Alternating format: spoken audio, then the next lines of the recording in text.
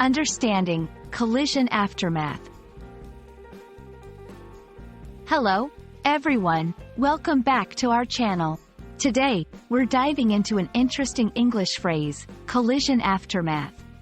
Whether you're an English language learner or just looking to expand your vocabulary, understanding this phrase can add depth to your comprehension and expression. So, let's explore what it means, how it's used, and some examples to help you grasp it fully. Collision aftermath combines two words, collision and aftermath, each with its own distinct meaning. A collision refers to an instance where two or more objects hit each other with force. This could be literal, like cars in an accident, or figurative, like conflicting ideas. The aftermath, on the other hand, is what follows an event, often focusing on the consequences or results of that event.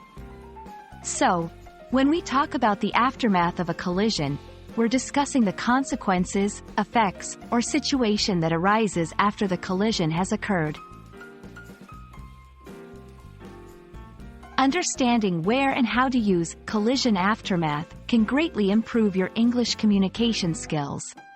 This phrase is often used in news reports, stories, or discussions about accidents or events where there has been a significant impact. It's important to note that while it can be used literally to describe the physical results of a collision, such as damage or injuries, it can also be used metaphorically to describe the outcome of less tangible conflicts, like arguments or disagreements. Examples. Literal usage. The collision aftermath included 3 damaged cars and several injuries. Figurative usage. The collision aftermath of their heated debate was a long-lasting silence between the two friends. When incorporating collision aftermath into your vocabulary, here are a few tips to keep in mind. Context is key. Always consider the context in which you're using the phrase. Is it a literal collision or a metaphorical one? Adjectives enhance meaning. Adding adjectives can help clarify the extent or nature of the aftermath. For example, devastating collision aftermath, or minor collision aftermath. Practice with examples. Try creating your own sentences or short stories using collision aftermath to get comfortable with its usage.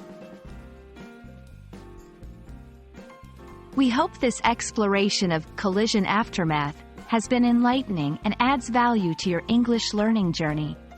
Remember, understanding the nuances of phrases like this can not only improve your language skills but also enhance your ability to express complex ideas more effectively.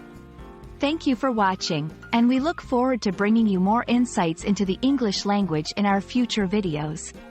Happy learning!